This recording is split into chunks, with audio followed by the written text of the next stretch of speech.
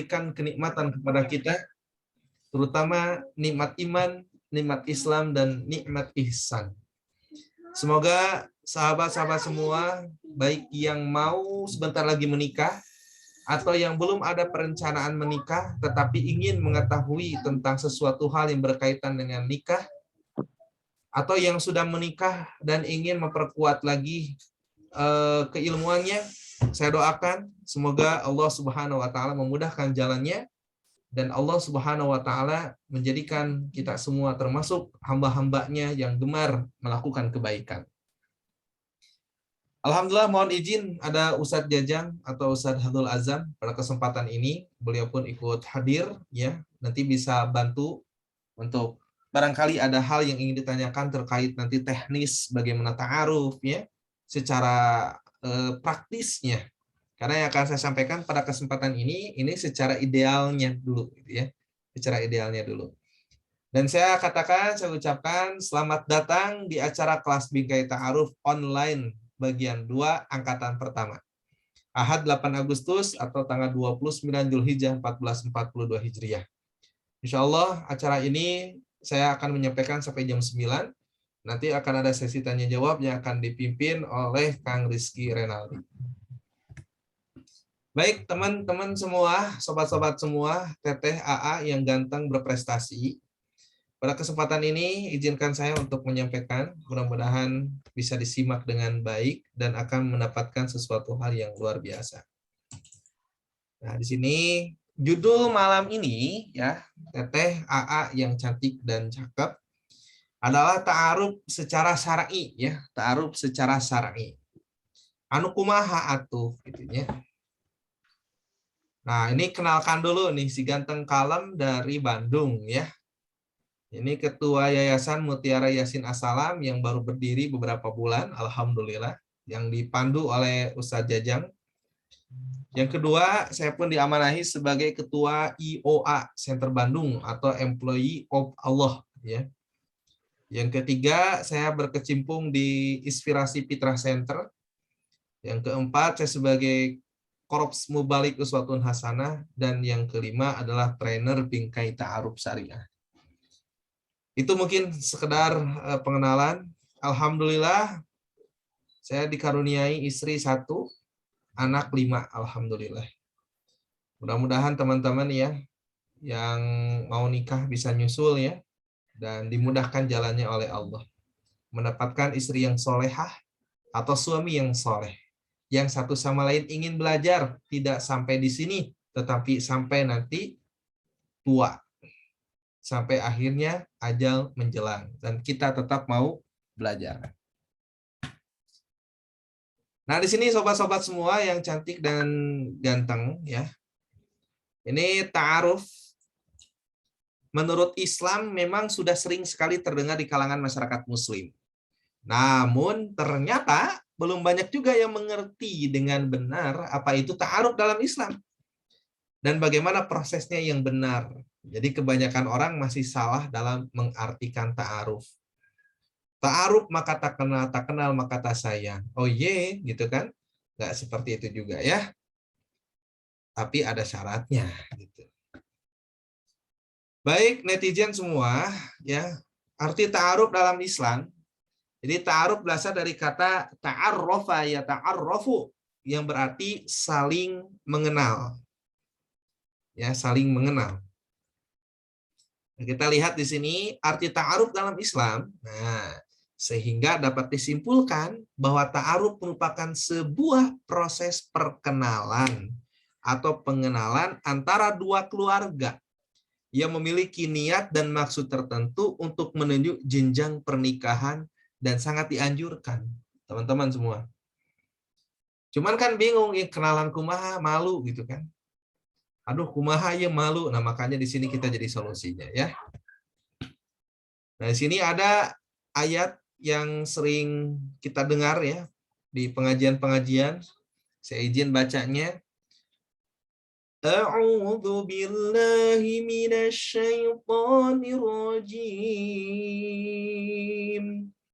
Ya ayyuhan nasu inna khalaqnakum min dzakarin wa untha وجعلناكم شعوبا وقبائل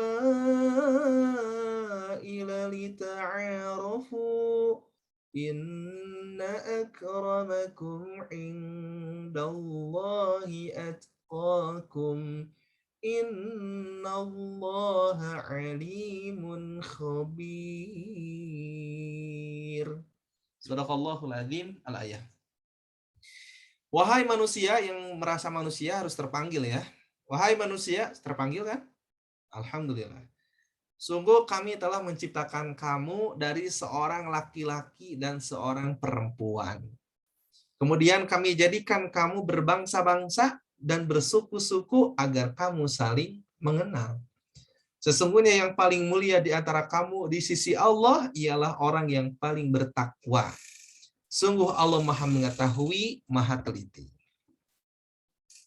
Nah, poinnya apa di sini? Dalam ayat tersebut jelas disebutkan bahwa tujuan dari ta'aruf ialah untuk saling mengenal baik antara wanita maupun pria dan antara satu bangsa dan bangsa lainnya. Kemarin ada yang bertanya, bagaimana kalau nikahnya dengan orang luar negeri, gitu kan? Kan kebanyakan kita nikah dengan orang luar nagreg. Ya Garut, Tasik, kan gitu ya. Saya juga kan nikah dengan orang luar nagreg. Orang Tasikmalaya, kan gitu ya, luar nagreg gitu.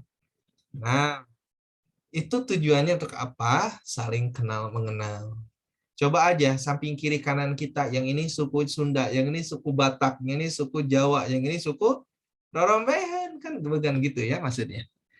Nah, karena semakin baik pengenalan seseorang, maka semakin terbuka peluang untuk saling memberi manfaat serta meningkatkan ketakwaan kepada Allah. Nah, inilah dasarnya. Nah, sedangkan untuk tata cara pelaksanaannya, nih, proses ta'aruf dilakukan sebelum menghitbah atau melamar. Kalau menghitbah atau melamar berarti sudah fix. Antara satu sama lain sudah siap menerima kekurangan dan kelebihan. Kalau seandainya menikah karena melihat kelebihan, orang teh mau nikah tuh. Ya. Tetapi kita bisa menerima kekurangan apa yang bisa ditutupi oleh kita dari pasangan yang akan kita jadikan teman hidup. Baru meminang, ya. Yaitu pihak pria akan terlebih dahulu menanyakan kesiapan pihak wanita untuk menuju jenjang yang lebih serius. Dengan tujuan apa? Agar terhindar dari yang namanya perbuatan zina. Yang jelas-jelas dilarang oleh Allah Subhanahu wa taala. Ngeri sekarang. Sudah nggak tahu malu lagi gitu kan. Antara laki-laki perempuan yang sudah masuk balik gitu kan, berpacaran di motor ya, saling rangkul dan sebagainya. Nah, itu kita harus menghindari semua itu. Lihat ya. Ada hadis nih, teman-teman. Nanti depan ada hadis. Nah, sebelumnya nih sobat wajib tahu terlebih dahulu bahwa ta'aruf adalah cara terbaik untuk menjalin hubungan secara Islami. Maka saya di awal ucapkan selamat datang kepada peserta kelas online ta'aruf ya, bingkai ta'aruf online. Kenapa? Karena Anda sudah menuju satu langkah kepada kebaikan. Ini menjalin hubungan secara Islami atau perkenalan dan penguatan hati sebelum makna pernikahan dalam Islam. Sesuai dengan dalil berikut yang mengikatkan seluruh umat muslim agar menjauhi hal-hal yang tidak sesuai syariat Islam. Ada hadis nih. Sungguh ada dari umatku beberapa kaum yang menghalalkan atau menganggap halal perzinahan. Dianggap halal kayak perzinahan. Yang kedua sutera. Yang ketiga minuman keras. Dan yang keempat musik-musik. Waduh, si Ustadz anti musik ya, jika ex-nya Noah gitu kan ya. Ente saudara-saudara tenang. Di sini kita nggak bisa menerjemahkan satu bahasa Arab dengan satu sudut pandang. Jadi yang dianggap musik-musik yang diharamkan itu adalah musik-musik yang menghina Allah, yang menghina Rasulullah, yang mendustakan ayat-ayat Allah, yang menjadikan orang yang nyanyi itu dia jauh dari Allah. itu haram hukumnya. Tapi kalau misalkan kasidah yang mengingatkan ke Allah, itu mubah ya, dalam artian boleh-boleh saja. Tapi saya nggak akan bahas masalah musik, nanti ada bab lagi ya. Kalau bab musik nanti panjang lagi, nggak kena intinya. Intinya nih, sungguh ada dari umatku beberapa kaum yang menghalalkan perzinahan. Naudzubillah. Dan saya ucapkan selamat, Anda datang ke sini, ikut Zoom, ya, belaan harus habis kuota, kudu nangkring, mendengarkan saya untuk berbicara, tetapi ini merupakan langkah terbaik yang bisa dilakukan saat ini, agar apa? Agar kita terhindar dari sesuatu hal yang Allah haramkan. Ada lagi. Dan ingatlah manusia-manusia yang buruk, yang seenaknya saja melakukan persetubuhan seperti keledai, maka pada zaman mereka inilah kiamat akan datang. Naudzubillah. Dan sekarang sudah banyak menuju kepada hal itu ternyata. Nah, mudah-mudahan kita yang ada di sini justru kita yang bisa meminimalisir kebencian ya, kebencian-kebencian Allah Subhanahu wa taala karena melihat manusia yang sudah zalim gitu ya. Nah, kita nggak mau termasuk orang-orang yang dibenci, yang dimurkai oleh Allah karena menjalankan sesuatu hal yang Allah haramkan. Berikutnya ada hadis, demi Allah yang diriku di tangannya, kata Nabi, tidaklah akan binasa umat ini sehingga orang-orang lelaki menerkam wanita di tengah jalan, ingin bercumbu atau berzina tadi gak ucing. Toko ningali bikang manehna kelapar gabruk dan kema jelema teh bakal karar itu, naudzubillah. Kenapa? Karena wanitanya seksai-seksai gitu dan laki-lakinya nggak bisa menjaga pandangan. Dan di antara mereka yang terbaik pada waktu itu berkata, alangkah baiknya kalau saya sembunyikan wanita ini di balik dinding ini gitu. Eta nu paling baik gitu kan. Komo nu burukna naudzubillah, semua naudzubillah min dzalik. Oke.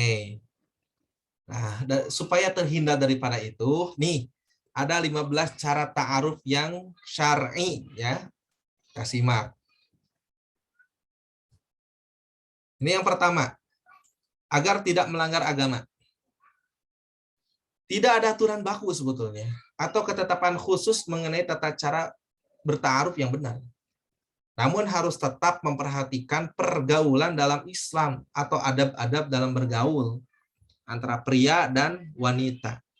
Sehingga tetap melakukan pergaulan sesuai dengan syariat Islam dan benar-benar memiliki niat yang baik, yakni untuk menemukan cinta dengan cara Islam. Cinta dengan cara Islam.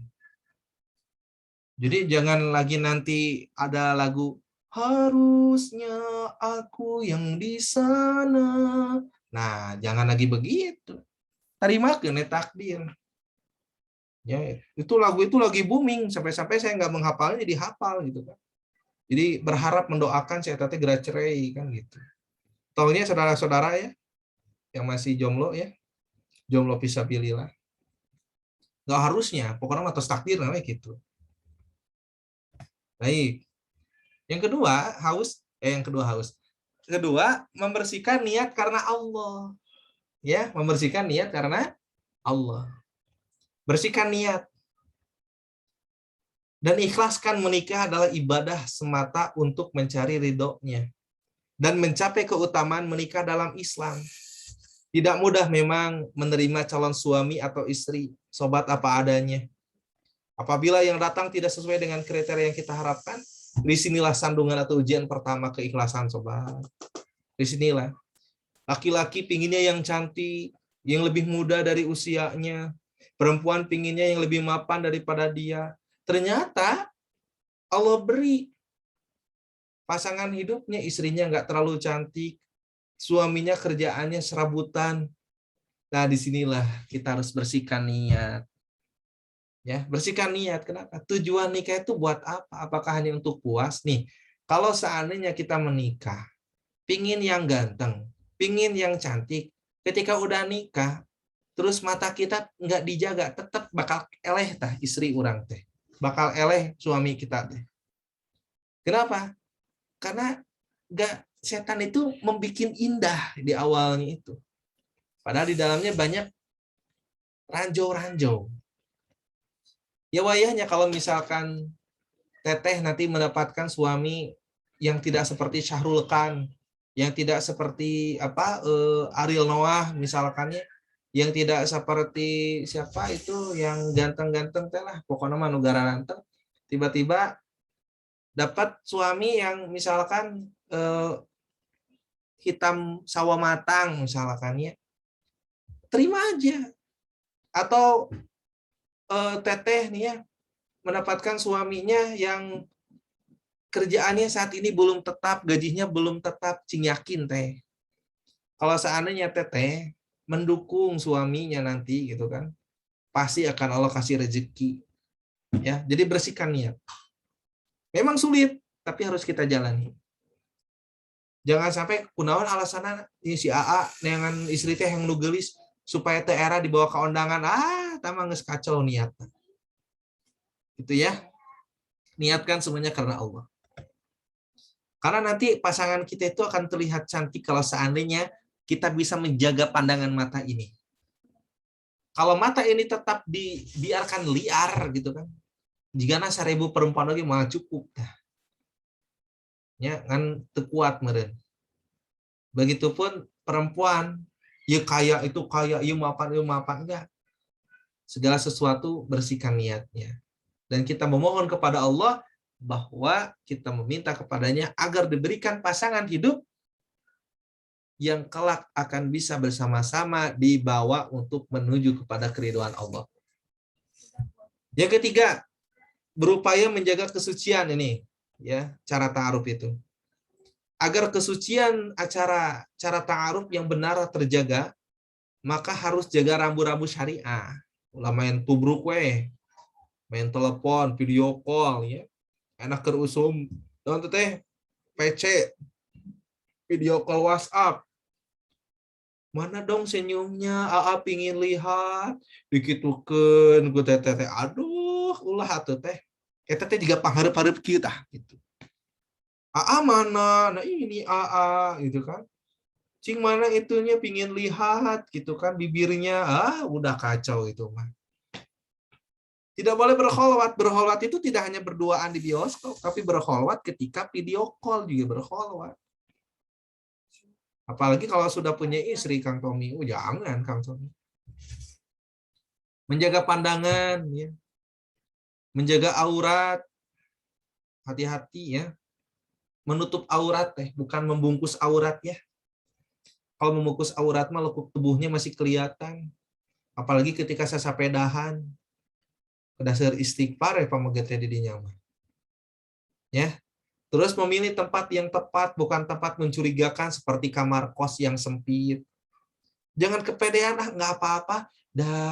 Si AA mah soleh, rajin ke masjid. Tengah jamin, teteh. Tengah jamin.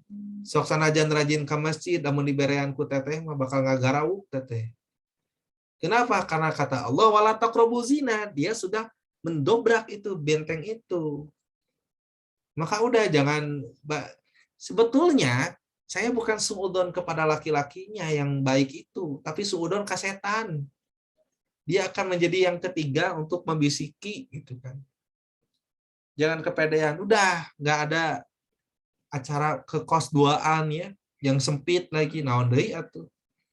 Dan lain-lain serta menjaga rahasia cara ta'aruf yang benar. Sebaiknya orang lain ya.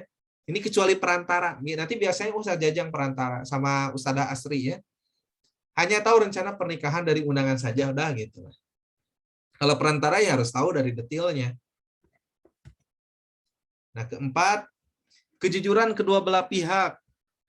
Selama proses cara ta'aruf yang benar, maka kedua belah pihak dipersilakan menanyakan apa saja yang sobat butuhkan dengan keutamaan jujur dalam Islam untuk mengarungi rumah tangga nantinya. Contohnya nih mengenai keadaan keluarga, bagaimana keadaan keluarga Teteh, bagaimana keluarga AA. Jujur saja, kata Teteh saya memang baru hijrah, terus ibu saya masih seksi, bapak saya kerjaannya marah-marah gitu kan, terus lagi gini, jujur aja. Tapi saya ingin baik gitu kan.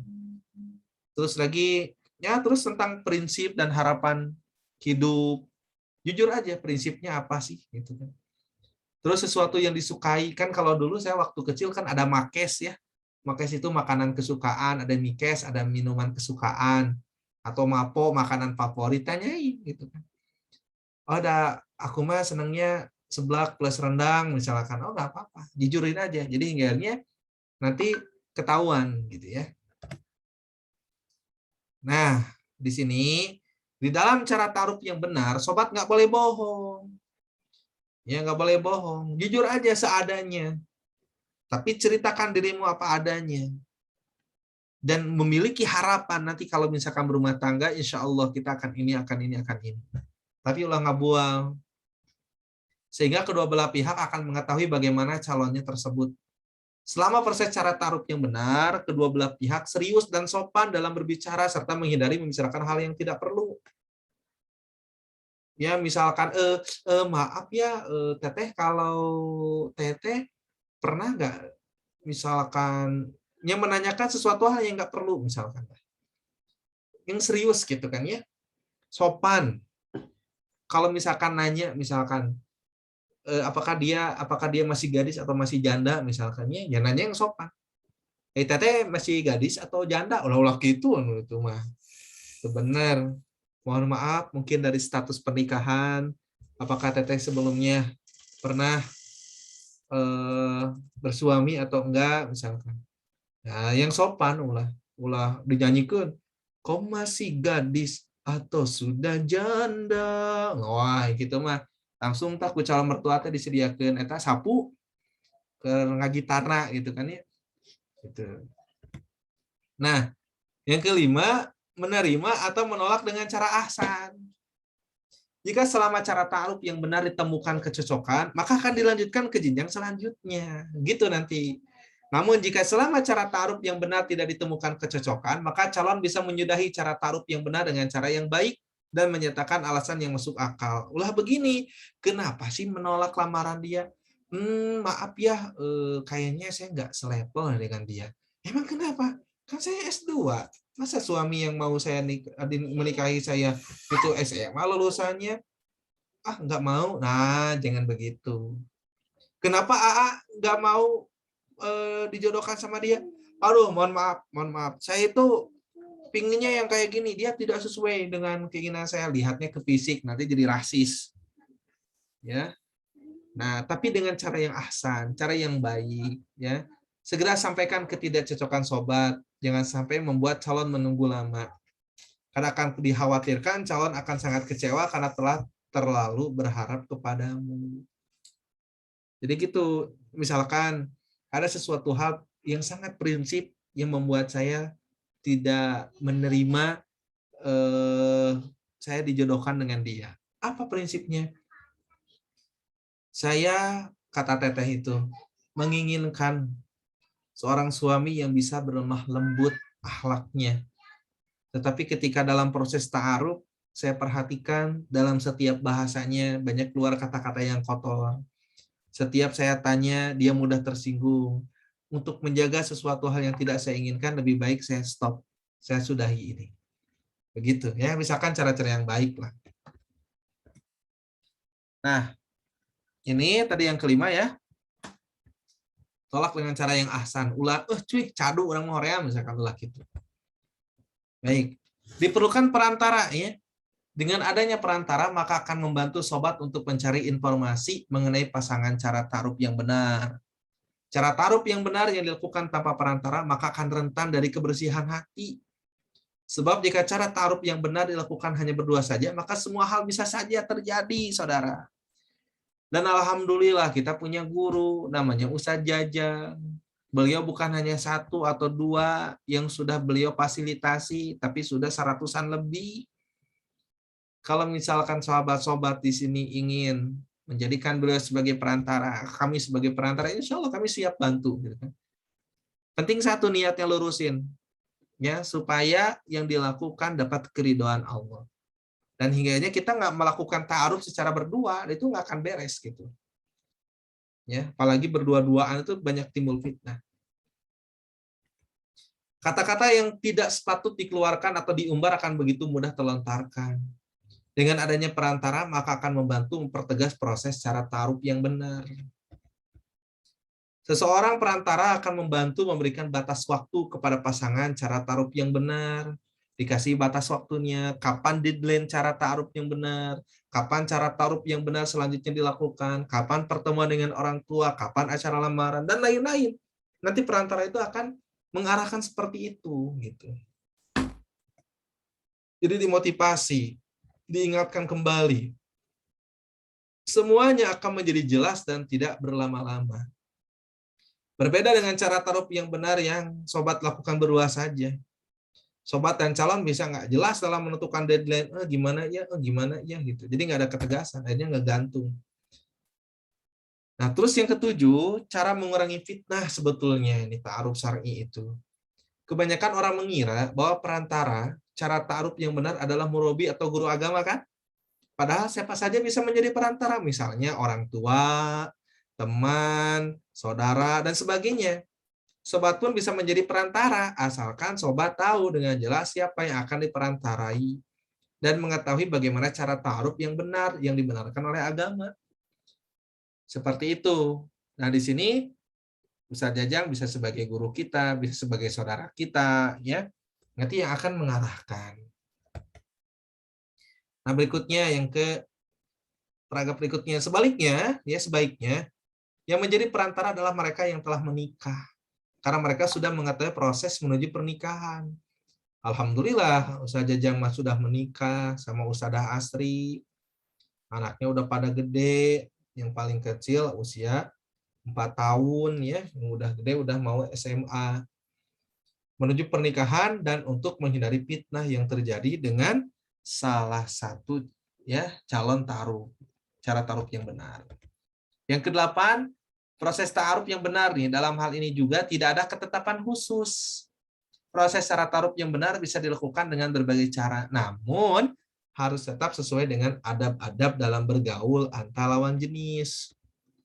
Ada proses cara ta'aruf yang benar. Cara ta'aruf yang benar yang sobat ketahui jika melalui murabi, dimulai dengan membuat proposal. Nanti kita sediain tuh proposal biodata dirinya. Kemudian saling menukar biodata, nanti kita fasilitasi.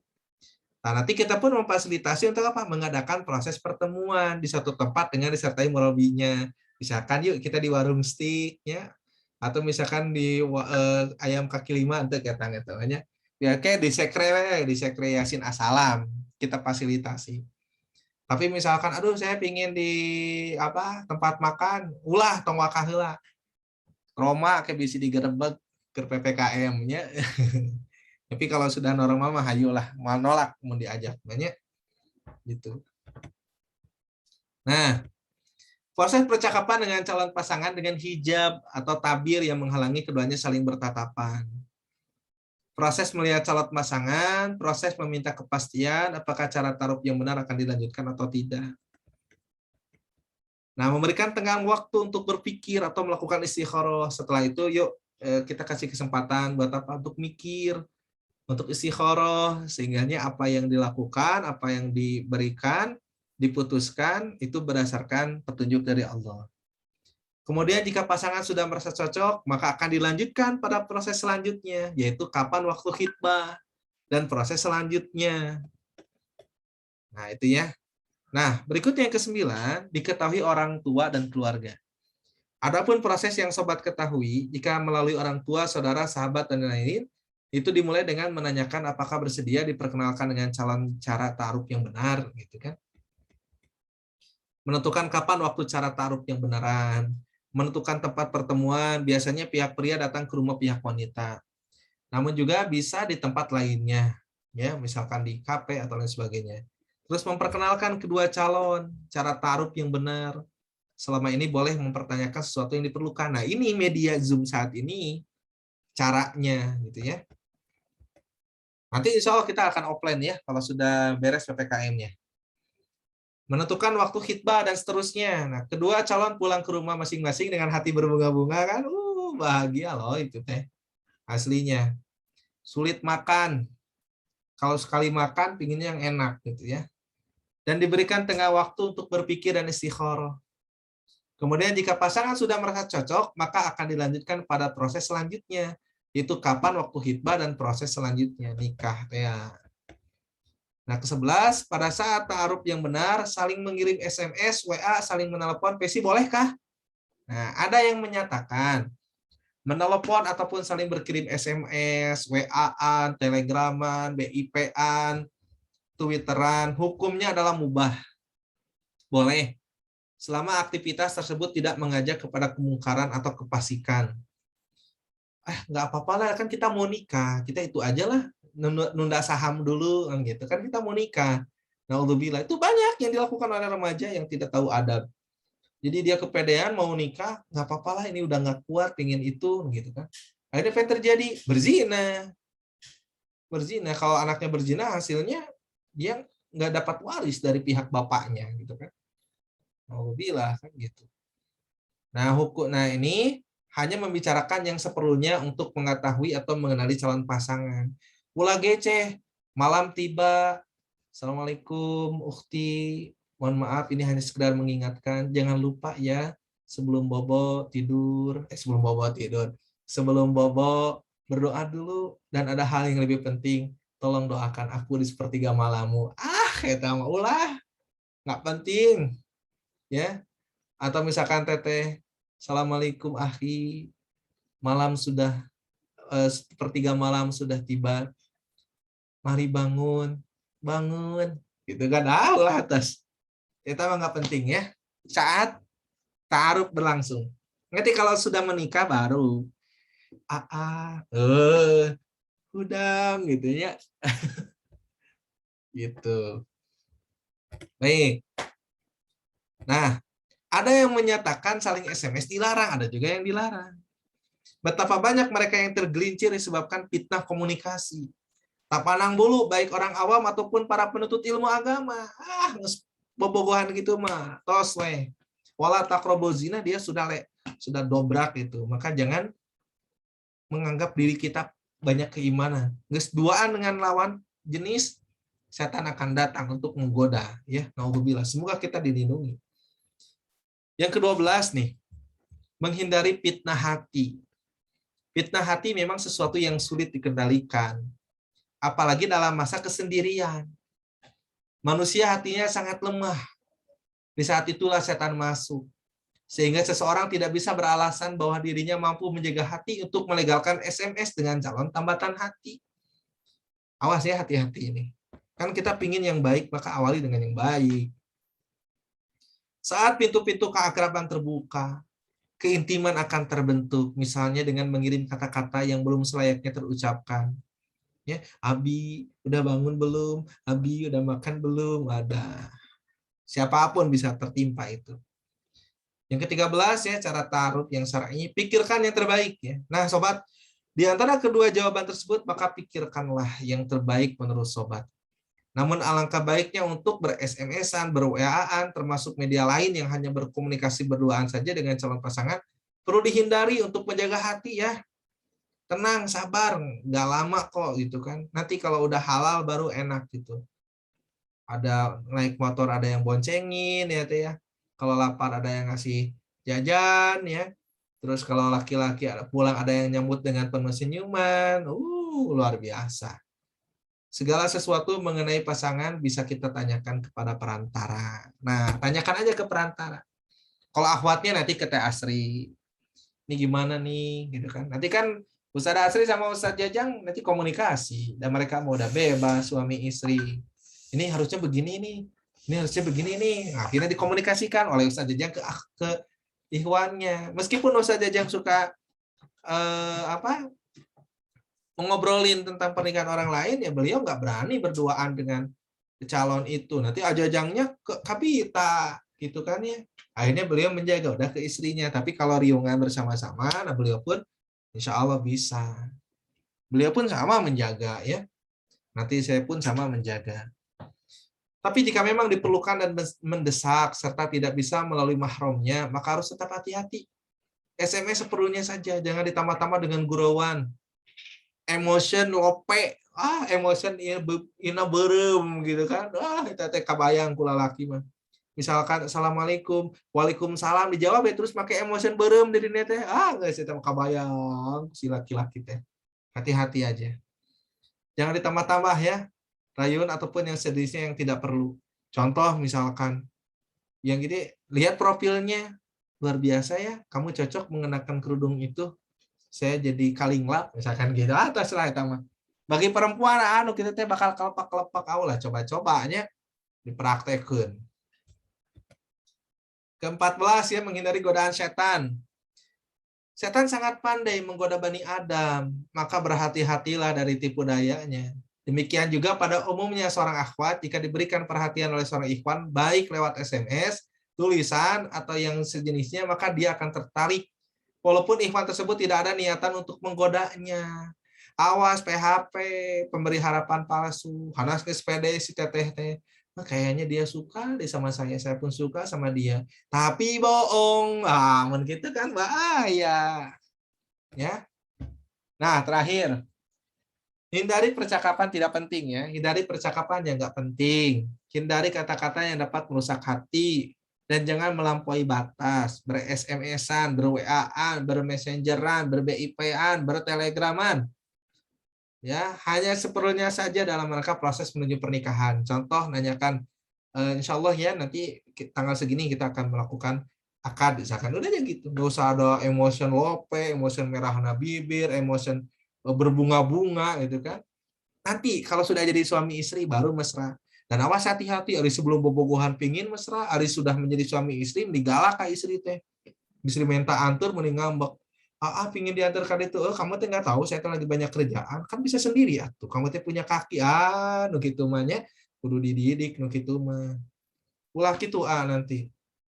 Tolong anterin. Kalau sibuk katakan, siap Neng, tunggu sebentar. Insya Allah kita berangkat jam 2-an ya. Nih lagi ngerjain dulu tugas. Oke, gitu bilang, nggak usah. Tuh ngerti pisan kan loba kegawean nih teh. Jangan kau lakukan itu ya. Karunya. Akhirnya kayak curhat sok. Si perempuan curhat kan lain bahaya kan. Nah, gitu ya. Jadi dalam rangka proses menuju pernikahan, karena dengan sering ber-SMS-an dikhawatirkan akan menimbulkan fitnah dan dapat terjerumus dalam kegiatan pacaran.